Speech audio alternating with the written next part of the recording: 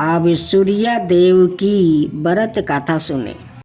काशी के परम सुंदर हरिकेश वन में भगवान विमलादित्य विराजमान है। प्राचीन काल की बात है, ऊंचे देश में कोई विमल नाम का क्षत्रिय था। यद्यपि उसका आचरण उत्तम था, वो सदाचारी था, लेकिन पूर्व जन्म के किसी अपराध से उसका कुष्ठ रोग हो गया था। उसने स्त्री ग्रह और धन सबका परित्याग करके काशी में आकर भगवान सूर्य देव की आराधना की। वो विधि पूर्वक भगवान सूर्य को अर्घ्य देता और सूर्य देवता के स्तोत्र का नृत्य प्रेम पूर्वक पाठ करता था। उसकी बहुत दिनों तक उपासना के बाद भगवान सूर्य प्रसन्न हुए। भगवान सूर्य ने प्रकट होकर कहा, विमल, तुम्हारी मनोकामना पूर्ण आराधना से मैं अत्यंत प्रसन्न हूँ। मैं तुम्हें यह वर देता हूँ कि तुम्हारा कुष्ठ रोग दूर हो जाए। इसके सिवा तुम इच्छा अनुसार जो भी चाहो वर मांग लो। विमल ने भगवान सूर्य को श्रद्धा पूर्वक प्रणाम करके कहा, प्रभु, आप संपूर्ण जगत के नेता हैं। जो लोग आपसे भक्ति रखते हैं वो उनके कुल में कभी कोई कोढ़ी ना हो।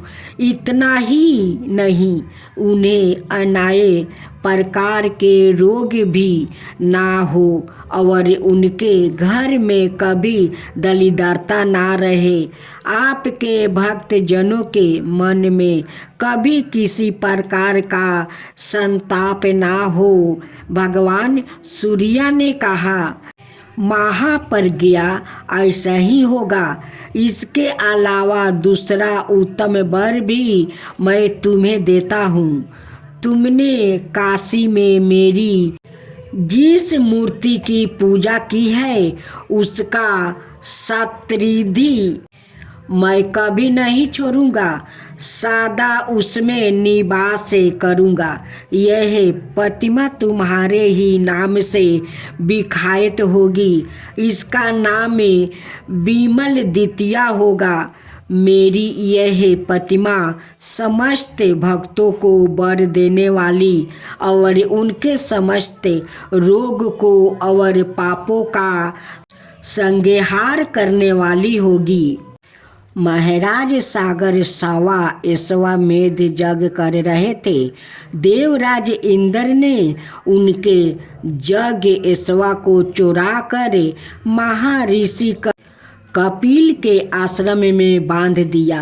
महाराज सागर की छोटी रानी सुमिति के 60,000 पुत्र भूमि को देखते हुए यज्ञ अश्व की खोज में महर्षि कपिल के आश्रम पहुंचा।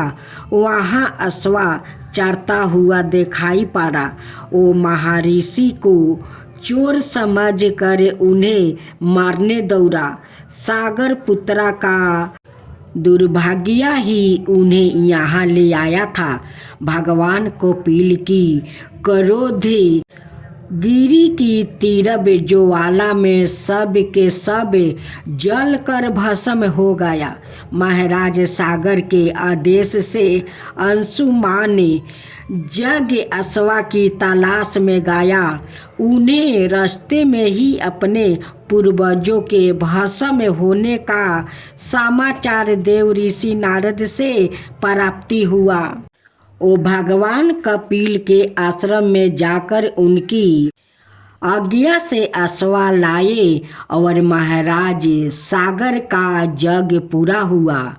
अंशुमन को महर्षि कपिल ने बताया कि मेरी क्रोधगिरी से भस्म तुम्हारे पूर्वजों का उद्धार केवल गंगा जल से ही संभव है। महाराज अंशुमन और उनके पुत्र दिलीप दोनों ने गंगा को पृथ्वी पर उतारने का अथाक प्रयत्न किया, परंतु सफल ना हुए।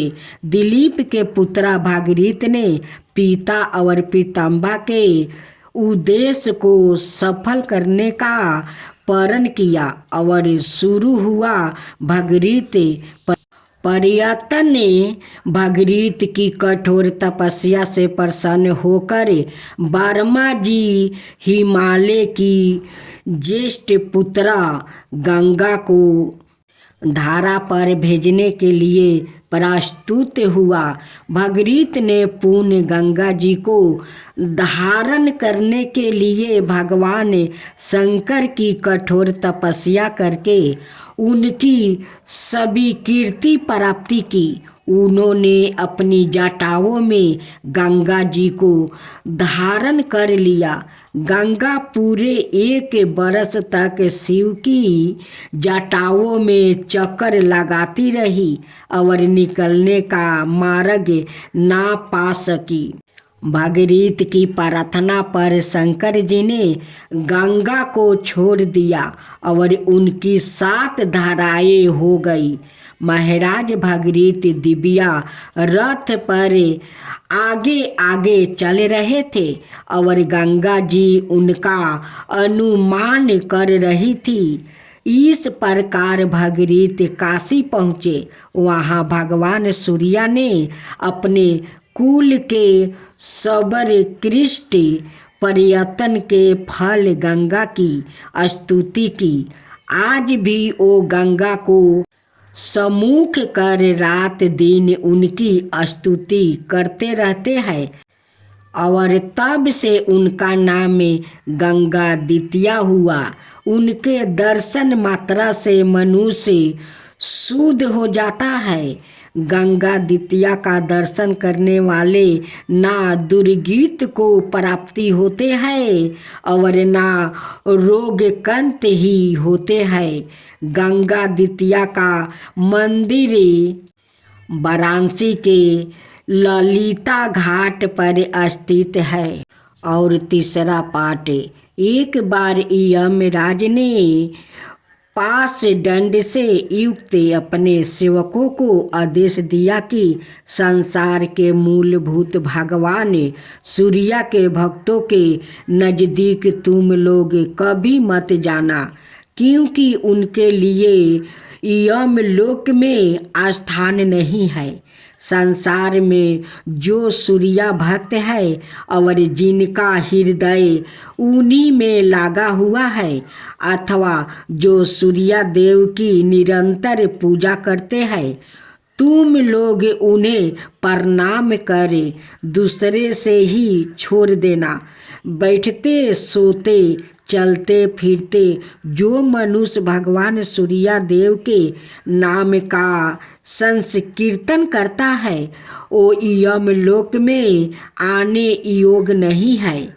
जो लोग भगवान भास्कर के लिए नृत्य नवमीचक यज्ञ करते हैं, उन्हें भी तुम लोग दृष्टि उठाकर मत देखना। यदि तुम लोग सूर्य भक्तों का स्पर्श करने या उन्हें यमलोक लाने की चेष्टा करोगे तो तुम लोग की गति रुक जाएगी।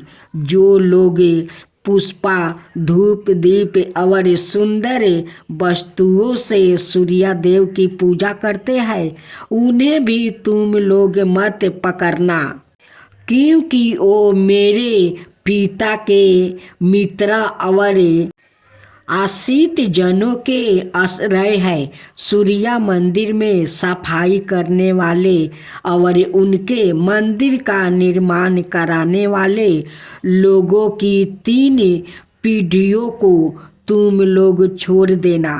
जिन भगवत भक्तों ने मेरे पिता भगवान सूर्य की अर्चना की है, उनके कुल को भी तुम सादा दूसरे ही त्याग देना।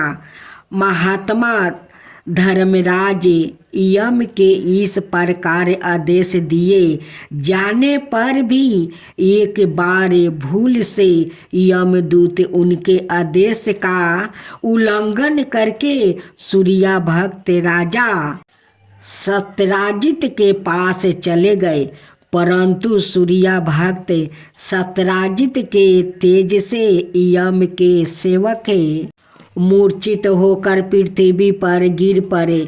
यम ने उनका अपराध क्षमा करने के उद्देश्य से काशी में यम द्वितीया की स्थापना करके कठोर तपस्या की। उसके फल स्वरूप भगवान आदित्य ने प्रकट होकर उन्हें अनेक वरदान दिया। यमेश्वर से 25वें और आत्म वीरेश्वर से पूरब संकाठा घाट पर स्थित यम द्वितीया का दर्शन करने से मनुष्यों को यम लोग का दर्शन नहीं करना पड़ता है। भोमवारी चतुर्दशी को यंत्रण करे यमेश्वर और यम द्वितीया का दर्शन करने वाला मानव सब पापों से मुक्त हो जाता है।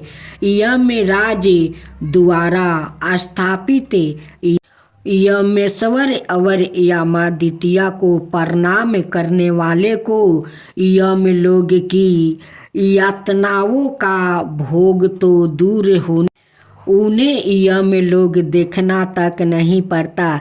इसके अतिरिक्त यम तीर्थ में श्रद्धा करके और यम द्वितीया का पूजन करके मनुष्य पीतु तीरन से भी उत्तीर्ण हो जाता है। इस प्रकार काशी के बाहर आदित्य पाप राशि का विनाश करने वाले हैं। अब आप सुने सूर्य उपासना। भगवान सूर्य परमात्मा नारायण के साक्षात प्रतीक है, इसलिए वो सूर्य नारायण कहलाते हैं। वैसे भी भगवान सूर्य प्रत्यक्ष देवता है और समस्त चराचर प्राणियों के आधार है। इसलिए त्रिकाल संध्या में सूर्य रूप से भगवान नारायण की ही आराधना की जाती है। उनकी उपासना से तेज बल आहु और नेत्रा ज्योति की वृद्धि होती है। भगवान सूर्य का अवतार ही संसार के कल्याण के लिए है। वो नृत्य सभी को चेतनाता प्रदान करते हैं। चराचर जगत पर कृपा करना ही उनका स्वभाव है। अपने भक्तों और उपासकों पर तो उनकी विशेष प्रति रहती है। पंचों देवों उपासना में उनका विशिष्ट स्थान है। भगवान भास्कर समस्त बुराइयों को दूर कर कल्याण और मंडल प्रदान करने वाले हैं, इसलिए उनसे प्रार्थना की जाती है। शास्त्रों किरणों वाले दूरादशतामा भगवान सूर्य हमें अस्त से तस की और अंधकार से प्रकाशी की और मृत्यु से अमरताओं की ओर ले जाते हैं। उनका अनुग्रह प्राप्त होने पर व्याकृत सताहु ही नहीं दीघर हो जाता है। उनकी उपासना से वृद्धि अत्यंत निर्मल हो जाती है, अंत कारण पवित्र हो जाता है और साधक भगवत प्राप्ति की योग्यता प्राप्ति कर लेता है। वृद्धि के विरय के भगवान सविता ही है, इसलिए गायत्री मंत्र भगवान से सर्द वृद्धि के लिए ही प्रार्थना की गई है। वैदिक मंत्रों के दृष्टि सभी ऋषि महर्षि दैत्यों उपासना के द्वारा ही हर्ष मेधा और अध्यात्म में ज्ञान से संपन्न हुआ भगवान सूर्या सौलभ उपासना ही प्रसन्न होकर भक्तों को अपनी महानियों कृपाओं का अवलंबन प्रदान करते हैं। उनकी कृपा से ना जाने कितनों का उद्धार हुआ है, इसकी कोई गणना नहीं है। उपनिषद के ऋषियों को भगवान सूर्य की कृपा प्राप्ति हुई। उपनिषदों में वर्णित मधु विद्या, ब्रह्मा विद्या, दहर विद्या, ओपिकोलस विद्या आदि के पीछे भगवान सूर्य की उपासना ही है। भगवान सूर्य को गुरु भी कहा जाता है। श्री हनुमान जी ने इन्हीं से शिक्षा ग्रहण की थी। इन्हीं की कृपा से महायोगी